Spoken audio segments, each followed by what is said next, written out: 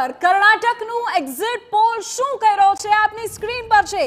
કર્ણાટકની 28 બેઠકો જેમાં ભાજપને નુકસાન થઈ શકે છે। કર્ણાટકમાં ભાજપને નુકસાન થઈ શકે છે। એક્ઝિટ પોલ પ્રમાણે 6 બેઠકનું નુકસાન થાય એ પ્રકારનું અત્યારે લાગી રહ્યું છે।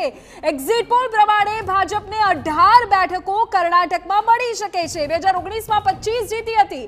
2019માં ભાજપે કર્ણાટકમાં 24 બેઠકો મેળવી હતી। એનડીએના ફાળે 26 ગઈ હતી અને કોંગ્રેસને 1 મળી હતી। ત્યારે હવે કોંગ્રેસ કર્ણાટકમાં કમાલ કરી શકે છે। કર્ણાટકને લઈને આ મોટા સમાચાર। કુલ 28 બેઠકો જેમાં કોંગ્રેસને 8 બેઠકો મળી શકે છે। એનડીએ ચોક્કસપણે આગળ રહેશે પણ બેઠકોનું નુકસાન અત્યારે થતું એક્ઝિટ પોલના આંકડામાં દેખાઈ રહ્યું છે।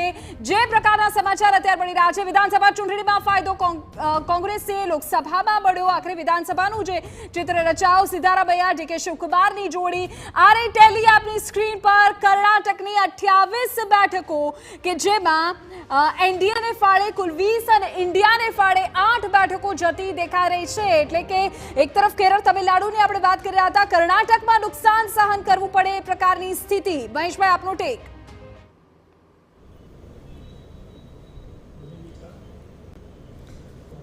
જે પ્રકારે એક્ઝિટ પોલ છે હું એમને ખોટો નથી માનતો, પરંતુ કર્ણાટકમાં ભારતીય જનતા પાર્ટીને નુકસાનની વાત હું માની એટલા માટે નથી શકતો કે કર્ણાટકમાં ગઈ વખતે હું પણ ગયો છું। કર્ણાટકના જે પ્રકારના આંકડા આવે છે, ભારતીય જનતા પાર્ટીને ગયા વખત 2019 કરતાં 1 કે 2 સીટ વધુ મળશે એવો સ્પષ્ટપણે અમારો અભિપ્રાય છે, અમારું માનવું પણ છે।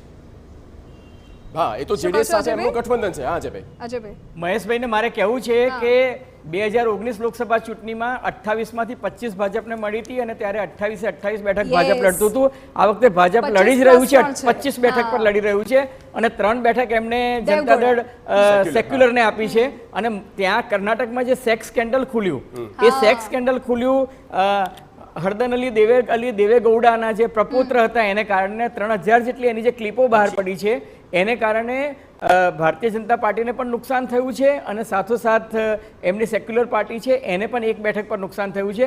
એથી પણ વધારે વાત કહું તો 1 વર્ષ પહેલા ત્યાં ભાજપ 2/3 બહુમતીથી વિધાનસભા હારી ચૂકી છે અને ત્યાં જે ધ્રુવીકરણનો એજન્ડા હતો એ ધ્રુવીકરણનો એજન્ડા ભાજપનો ચાલ્યો નથી। ત્યાં બજરંગ દળની મદદથી અને ત્યાં મહિલાઓને મુસ્લિમ મહિલાઓને માસ્ક પહેરવા પર જે બધી આખું જે કર્યું હતું એ બેંગ્લોર અને માઇસોરનું જે કલ્ચર છે એ લોકોએ ભાજપનું એ પોલરાઇઝેશનની નીતિ સ્વીકારી નથી અને ભાજપને ત્યાં ચોક્કસ નુકસાન થઈ રહ્યું છે। મને લાગે છે આ બતાવે છે એનાથી પણ કદાચ વધારે નુકસાન થશે। આપને શું લાગે છે વિકાસજી, આનાથી બેઠકો ઘટશે? અજયભાઈની જે એનાલિસિસ છે એ પ્રકારનું મારું એનાલિસિસ છે। સૌથી મોટો જે ફાયદો છે કોંગ્રેસને એ છે કે આ વખતે એમની પોતાની સરકાર છે ને 2/3 બહુમતીવાળી પોતાની સરકાર છે। પોતાની સરકાર હોય અને લોકસભાની ચૂંટણી થવી અને ન હોય અને લોકસભાની ચૂંટણી થવી એમાં બહુ ફેર છે। એટલે એડમિનિસ્ટ્રેશનથી માંડીને દરેક વસ્તુ ઉપર કોંગ્રેસનો એક પકડ છે અને સાથે સાથે કોંગ્રેસનું ફંડિંગ છે અથવા તો જે આખા દેશમાં કોંગ્રેસને જે જીવિત રાખવામાં જો કોઈ રાજ્ય મદદ કરતું હોય તો એ કર્ણાટક છે। સ્વાભાવિક રીતે જ એટલે પૈસાની ત્યાં કોઈ કમી નથી, સાથે સાથે સંગઠન પણ સરકારના કારણે મજબૂત છે। એટલે અને બીજું 28 માંથી 25 આવી એટલે બીજેપી માટે જો 25% ટકાવી શકે એ જ ગનીમત છે। પણ હું માનું છું ત્યાં સુધી કર્ણાટકમાં પણ 5-7-8 બેઠકોનું નુકસાન બીજેપીને જઈ શકે।